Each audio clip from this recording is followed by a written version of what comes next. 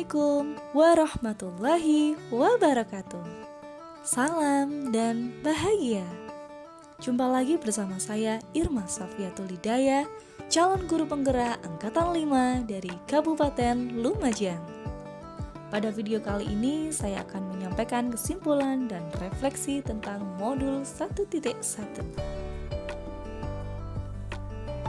Raden Mas Suwardi Soejaningrat sejak 1922 menjadi Ki Hajar Dewantara adalah seorang aktivis pergerakan kemerdekaan Indonesia, pelopor pendidikan bagi kaum pribumi Indonesia dari zaman penjajahan Belanda. Ia adalah pendiri perguruan Taman Siswa, suatu lembaga pendidikan yang memberikan kesempatan bagi para pribumi untuk memperoleh hak pendidikan seperti halnya para priai maupun orang-orang Belanda.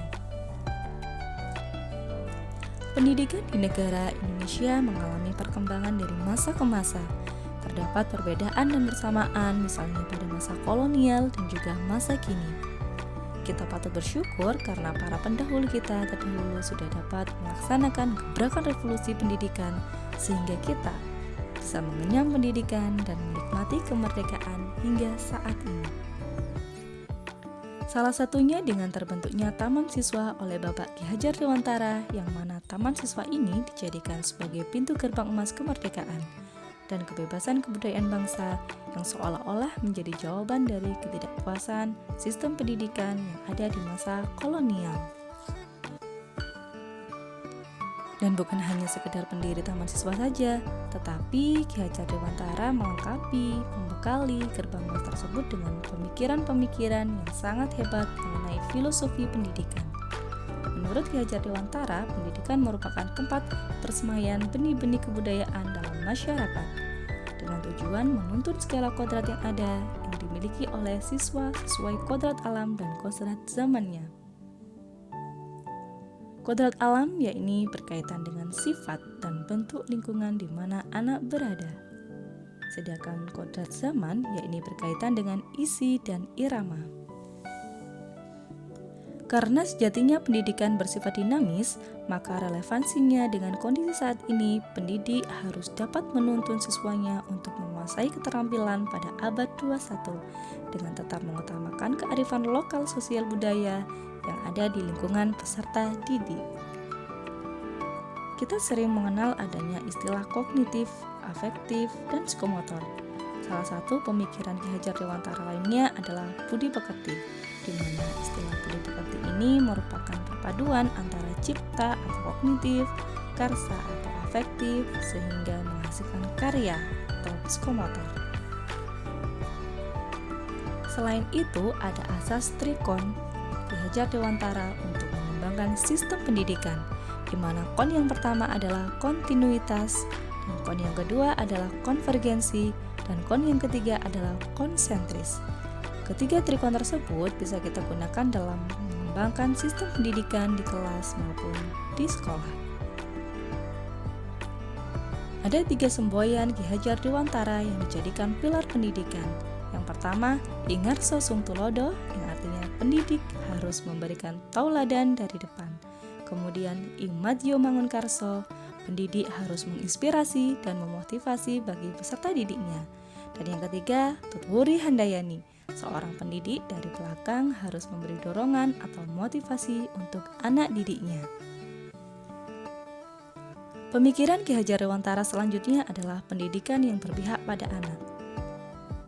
Bebas dari segala ikatan, dengan suci hati mendekati sang anak atau murid, bukan untuk meminta sesuatu hak, melainkan untuk berhamba pada sang anak.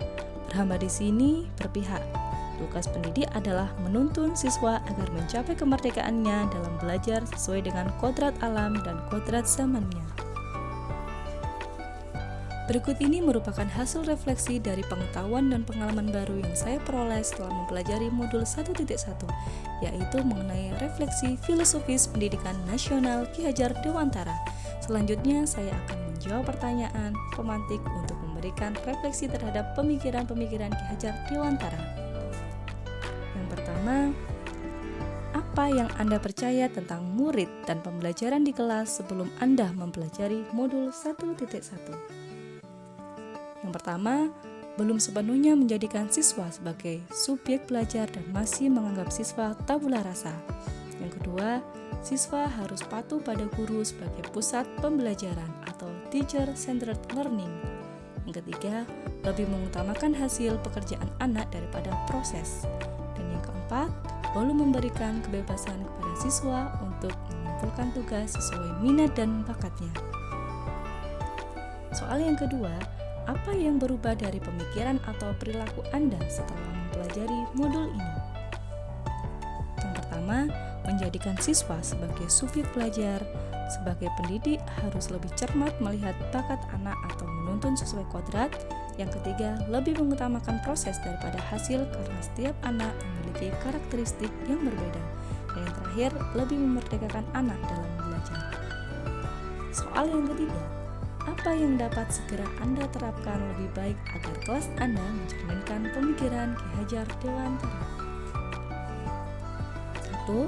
Membuat kesepakatan kelas bersama murid sebagai salah satu wujud merdeka belajar. Yang kedua, membuat budaya belajar bersama murid sebagai wujud menghargai nilai budaya.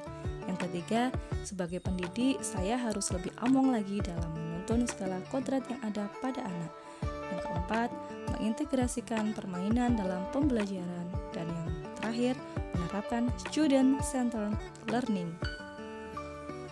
Demikian kesimpulan dan refleksi filosofis pendidikan Ki Hajar Dewantara yang dapat saya sampaikan di modul 1.1 ini. Terima kasih. Wassalamualaikum warahmatullahi wabarakatuh.